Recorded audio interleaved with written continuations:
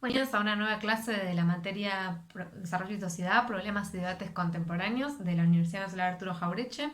Yo soy Florencia Pacífico y soy su profesora en la Comisión 1 de esta materia. Como ya habrán leído en el programa, el objetivo general de esta materia tiene que ver con aportar elementos para reflexionar acerca del proceso de construcción social y política de los conceptos de desarrollo y sociedad, ¿sí? Estas nociones son tanto categorías conceptuales, que son parte de las ciencias sociales en general, como palabras que a menudo utilizamos en el sentido común en nuestro día a día, ¿no? Aunque no necesariamente lo hacemos en el mismo sentido. Por eso es importante este trabajo que realizamos en los primeros encuentros virtuales, referido a, en principio, identificar aquellas formas en las que ya definimos, ya entendemos esas nociones, que es lo que hoy en día pensamos que es desarrollo, qué es lo que pensamos que es sociedad y también cómo lo definen nuestros compañeros, nuestros allegados, ¿no? Decimos que estas son las formas de definición que utilizamos en el sentido común. Entonces tenemos que primero preguntarnos qué es el sentido común. El sentido común es un tipo de conocimiento que proviene de la vida cotidiana, que surge a partir del contacto y la experimentación con el mundo que nos rodea y que a menudo está compuesto por tipificaciones que nos impiden justamente dudar acerca del carácter natural de esos valores, reglas, comportamientos culturales con los que interactuamos cotidianamente. Es decir, se nos aparecen como naturales un montón de valores y de modos de comportamiento que en realidad son producto de una construcción social. Es un conocimiento que se caracteriza a su vez por ser disperso, fragmentado, o sea, no encontramos todos los componentes del conocimiento de sentido común en un solo lugar, sino que lo vamos aprendiendo paulatinamente a lo largo de nuestra vida a través de procesos distintos de socialización. Por eso se dice que el sentido común es un conocimiento social e intersubjetivo. Lo aprendemos a través del contacto con los otros, muchas veces nuestros padres en primera instancia, nuestros maestros y luego otras personas con las que interactuamos. La ciencia, sin embargo, construye conocimientos que, si bien también pueden tener un tipo de aplicación, derivan de investigaciones exhaustivas, sistemáticas, llevadas adelante con un recorte de un método, un recorte de un enfoque conceptual y que está más bien orientado hacia conocer algún aspecto de la realidad que hasta entonces es desconocido, mediante un campo de delimitación científica, y sigue ciertos parámetros de coherencia, consecuencia, consistencia analítica. Esto no quiere decir que la ciencia produzca conocimientos que son verdades absolutas, definitivas, que nunca vamos a dudar de ellas, sino en realidad que tiene una potencialidad particular para interrogar el mundo que nos rodea. O sea, esta es la riqueza del conocimiento científico, no darnos resoluciones absolutas, definitivas, sino justamente permitirnos dudar, querer saber más y motivarnos a construir argumentaciones. Una particularidad del conocimiento científico, a su vez, es que es un tipo de conocimiento que también es una construcción social, es decir, surge siempre en relación a un contexto social y político, en diálogos con ideas presentes y por este motivo nunca es neutral, ¿no?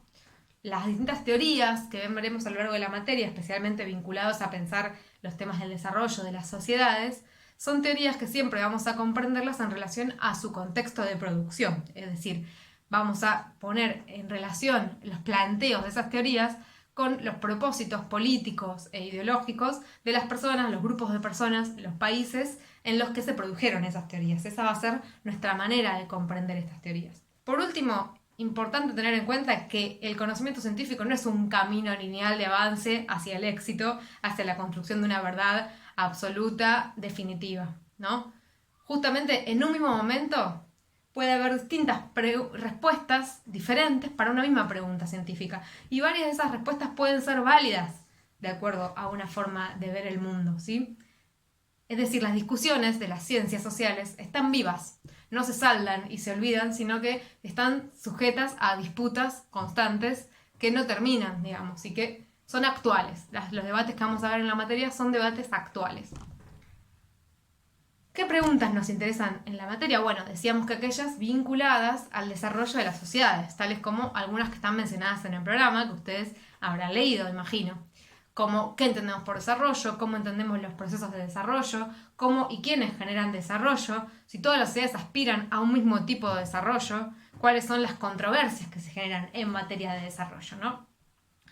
Entonces, Sociedad y desarrollo son justamente conceptos de las propias de las ciencias sociales que no poseen una única definición, cuyo contenido y sentido ha ido variando a lo largo del tiempo. En los textos que ustedes tenían que leer para hoy hay algunas definiciones y justamente reconstrucciones acerca de las variaciones de ambos contextos. Por ejemplo, el texto de Raymond Williams, en la entrada de su diccionario, muestra una clara reconstrucción de cómo el concepto de sociedad pasó de un primer sentido más concreto, llama él, vinculado a relaciones de camaradería y compañerismo, a luego incluir un sentido más abstracto, que es el uso más moderno del término, ¿no? Entonces, ¿de qué maneras podemos pensar el concepto de sociedad como para tener un punto de partida para la materia, ¿no? En sus respuestas aparecieron varios conjuntos de núcleos de debate propios de las ciencias sociales. Por un lado, es común una cierta tendencia a identificar causas sociales de nuestras experiencias cotidianas, ¿no? Y esta es una forma de entender a la sociedad, que tiene más que ver con pensar a la sociedad como algo externo al individuo, podríamos decir como una cosa, muchas veces una cosa que nos aprisiona, que nos impone limitaciones, una especie de cárcel, ¿no? O también como un entorno, es donde vivimos la sociedad, ¿no? De esta manera, la sociedad es ajena al individuo, es lo que está afuera y de alguna manera limita o influye sobre el individuo. Una segunda forma de comprender la sociedad, que apareció también de manera recurrente en sus respuestas, en las reflexiones que hicieron del intercambio con sus compañeros, es una concepción que podríamos llamar más individualista, más centrada en el individuo para definir a la sociedad. Y esta sería definir a la sociedad como una suma de individuos, ¿sí? De esta manera la sociedad es creada o proyectada de alguna manera por las personas, hombres, mujeres, y viene a cumplir, podríamos decir, una función de mantener el orden, de establecer ciertos criterios de armonía y equilibrio entre pares.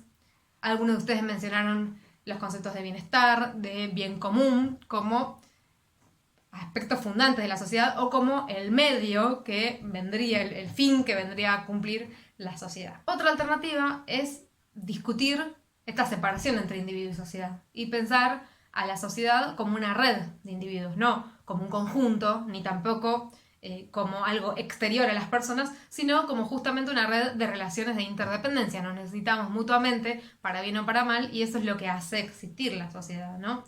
Y estas relaciones, que tal vez van a ver con más detalle en otras materias, como elementos para el análisis de la sociedad actual, otras materias que tienen en la carrera, son importantes para nuestra asignatura, porque la forma en la que pensamos la relación entre individuo y sociedad juega a la hora de pensar qué es el desarrollo, ¿no? Si nosotros pensamos que el desarrollo es un proceso de cambio, ¿qué lugar juegan los cambios individuales en ese cambio general de la sociedad, ¿no?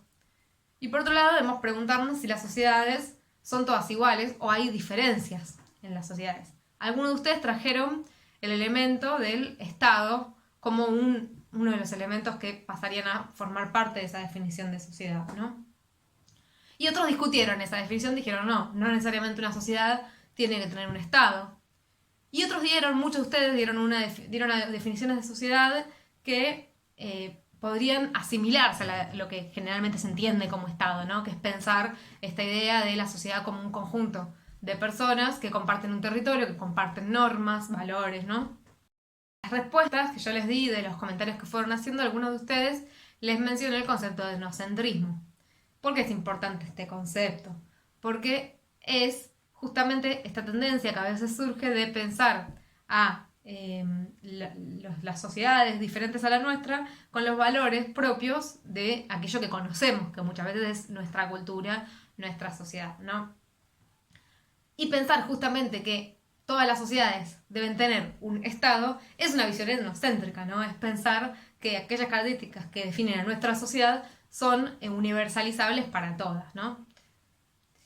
Los primeros enfoques acerca del desarrollo en las ciencias sociales tuvieron una mirada que podríamos definir como etnocéntrica, porque justamente dictaminaban un único camino hacia el desarrollo que tomaba como modelo a la sociedad occidental, capitalista, que era desde donde se producían esas teorías. Al igual que sucede con el concepto de sociedad, el concepto de desarrollo no tiene un único sentido. Es un concepto que puede definirse de determinadas maneras de acuerdo a procesos históricos, de acuerdo a perspectivas, a teorías, ¿no? Una primera noción muy general sería la de definirlo como un proceso de cambio, ¿no? Ahora, bien, si ese cambio es considerado un cambio necesariamente positivo o no, es algo que está en discusión y que ustedes bien identificaron en las respuestas que hicieron hasta ahora, ¿sí? Históricamente, las primeras reflexiones acerca del cambio en las sociedades y de lo que después va a ser el debate sobre el desarrollo se plantearon a la luz de una clasificación dicotómica, o sea que dividía a las sociedades en pares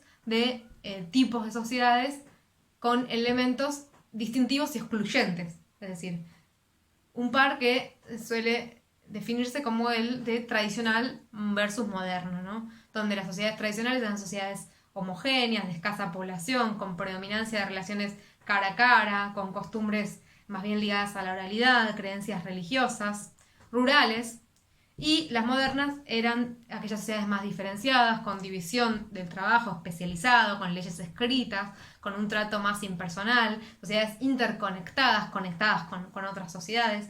Y en esa clasificación se ha colocado a las sociedades tradicionales del lado del pasado y a las modernas del lado del futuro. Es decir, que esa dicotomía, esa clasificación binaria, se proyectó en el tiempo. Y quedaron unas sociedades, aquellas denominadas como modernas, como más avanzadas, como más maduras. Y esto trae implícita una idea del desarrollo de la humanidad, según la cual se avanzó de un estado más rudimentario, simple, que luego avanzó hacia un estado más de progreso, más moderno. Es decir, esta idea trae implícita una analogía al desarrollo de la humanidad que es compartida, digamos, que es parecida a aquella forma en la que solemos pensar el desarrollo de los individuos, las vidas de las personas, que empezamos desde una infancia y luego vamos con el tiempo incorporando mejores cualidades, mayores posibilidades, y eso nos hace más avanzados, más maduros, ¿no? Pasamos por la infancia, la adolescencia y luego la madurez, se supone. Esto, por ejemplo, aparece identificado en el texto de Williams, en la entrada sobre desarrollo, y que dice que el uso moderno más interesante del término es justamente instalado a partir de mediados del siglo XIX, y es esta idea de que las sociedades van a pasar por estadios evolutivos.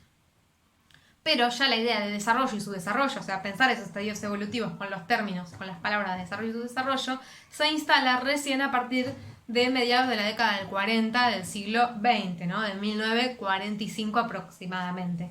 Y a menudo esas sociedades catalogadas como subdesarrolladas son las sociedades que eran colonizadas, las sociedades que eran pobres, ¿no? Y que eran también a veces descritas con el eufemismo de sociedades en vías de desarrollo. En el texto de Di Tella aparecen bien identificadas estas distintas visiones del desarrollo y aparecen fundamentalmente identificadas dos formas de comprender el desarrollo con la cual el autor se identifica más con la segunda, ¿no? La primera es la idea del desarrollo como una carrera, con una meta única, un único camino, y en la cual algunas sociedades se quedan más rezegadas, más atrás en la línea del tiempo, pero compiten por alcanzar una única meta. Y el segundo esquema, para él más adecuado, es aquel de pensar como el desarrollo, al desarrollo y a su desarrollo no como un momento dentro de una carrera evolutiva, sino que desarrollo y su desarrollo son parte de un mismo proceso histórico, son conceptos interdependientes. Es decir, que para que existan países definidos como desarrollados, es estructuralmente necesario que existan otros reconocidos como subdesarrollados. En esta distinción que hace Di Tella se adelantan algunos elementos de lo que son las teorías del desarrollo que veremos más avanzadamente en la materia en un par de clases más adelante, así que no se desesperen, no se preocupen si no identifican los detalles de esa discusión. Solamente para este momento de la materia de la cursada es importante identificar, comprender que hay visiones más, diríamos, universalistas del desarrollo, que lo entienden como una carrera hacia un único resultado, o sea, hacia una única meta, con una sola receta para lograrlo, y aquellos que van a poner más el acento en las relaciones entre países y que van a comprender el desarrollo como una relación de desigualdad que sigue procesos históricos estructurales, ¿no?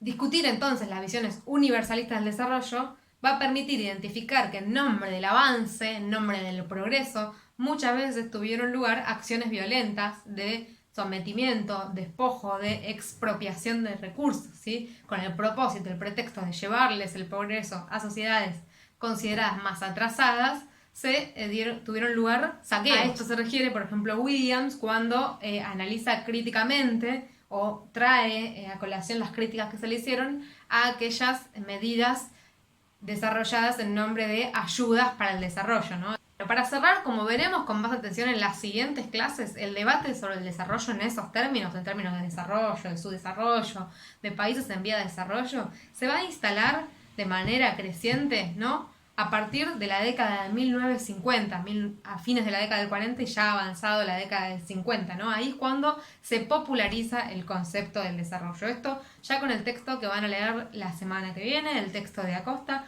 va a quedar mucho más claro, ¿no? Espero que les haya servido esta explicación. Ahora ya pueden avanzar con la realización del trabajo de la actividad que tienen para la clase del día de la fecha. Es importante que lean los textos de Williams y de Di Tella, ¿no? La actividad no se realizará únicamente con esta explicación, sino que es en base a la lectura de los textos, pero espero que con esta introducción ustedes hayan podido orientarse mejor en la comprensión de los temas que vamos a abordar en la materia. Muchas gracias.